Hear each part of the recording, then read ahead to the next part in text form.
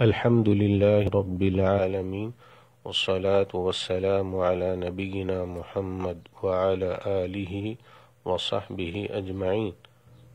محترم حضرات، دین اسلام اللہ تعالیٰ کا پسندیدہ دین ہے۔ اللہ تعالیٰ کا ارشاد ہے، ان الدین عند اللہ الاسلام، بے شک اللہ تعالیٰ کے یہاں پسندیدہ دین صرف اسلام ہے۔ سورہ آل عمران آیت نمبر 19۔ انسانوں کے لیے دین اور ضابطۂ حیات بھی خود اللہ تعالیٰ نے مقرر فرما دیا ہے۔ اللہ تعالیٰ کا فرمان ہے، الیوم اکملت لکم دینکم واتممت علیکم نعمتی ورضیت لکم الاسلام دینا۔ آج میں نے تمہارے لیے تمہارے دین کو مکمل کر دیا ہے اور اپنی نعمت تمہارے اوپر پوری کر دی ہے، اور تمہارے لیے اسلام کو بطور دین پسند کیا ہے۔ سورہ مائدہ آیت نمبر 3۔ اسلام ہر اعتبار سے کامل اور مکمل دین ہے۔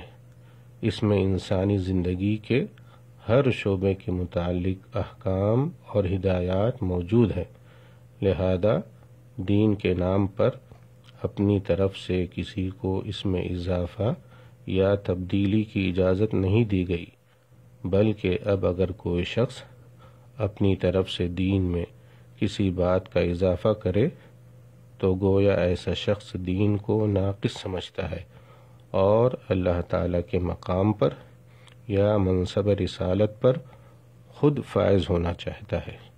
دینی بھائیوں، جس عمل کی دین میں بنیاد موجود نہ ہو، اللہ تعالیٰ اور اس کے رسول نے اجازت نہ دی ہو، اسے از خود نیکی سمجھتے ہوئے دین کا حصہ سمجھنا یا باعث ثواب سمجھنا گمراہی ہے۔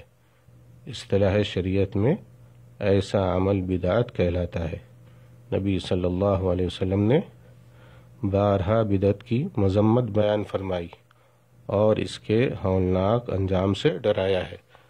رسول اللہ صلی اللہ علیہ وسلم کا فرمان ہے، من احدث فی امرنا هذا ما لیس منه فهو رد، وفی روایت لمسلم من عمل عملا لیس علیہ امرنا فهو رد، رواہ البخاری ومسلم۔